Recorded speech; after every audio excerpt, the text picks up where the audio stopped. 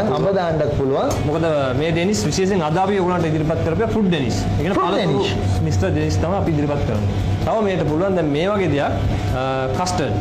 මේදී අපිට ඕන කස්ටර්ඩ් එකක් තමන් ගෙදරදී නිෂ්පාදනය කරගන්න පුළුවන් කස්ටර්ඩ් එක භාවිතා කරලා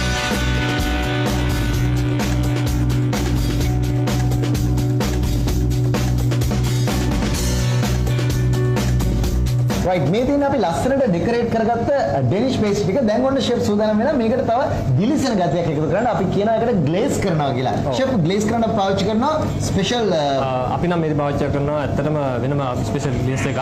අපි ගෙදරදී අපිට භාවිත කරන්න බැරි හින්දා ඒවා ඔයගලන්ට පුළුවන් ගෝල්ඩන් සිරප්. ගෝල්ඩන් සිරප් පාවිච්චි කරන්න පුළුවන්. එහෙම නැත්නම් ෂුගර් සිරප් පාවිච්චි කරන්න පුළුවන්. එහෙම නැත්නම් කිතියම කියනවා ජෑම් පොඩ්ඩක් උනත් දීලා ඒක ආකාරයෙන් හදලා අපි ජෑම් සෝස් එකක් පාවිච්චි කරන්න පුළුවන්. ජෑම් ටිකක් අරගෙන වතුර ටිකක් දාලා ඉවරලා ලිපේ අඩු ගින්දරේ ටිකක් වැඩිපුර වෙලා උයලා හොඳ thick sauce එකක් හදලා ඒක ගන්න පුළුවන්. golden syrup ගන්න පුළුවන්. නැත්නම් sugar syrup සීනි වතුරයි දාලා ඉවරලා උණු කරලා ඉවරලා හදාගත්ත හොඳ thick sugar syrup එකක් ගන්නත් පුළුවන්. අපි ගාමු ෂේප්. ඔව් දැන් මේගොල්ලන්ට විශේෂයෙන්ම අපේ බලන් ඉන්න අයට ප්‍රශ්නයක් කරලා මේ sugar මේක glaze එක අවශ්‍යමද කියලා.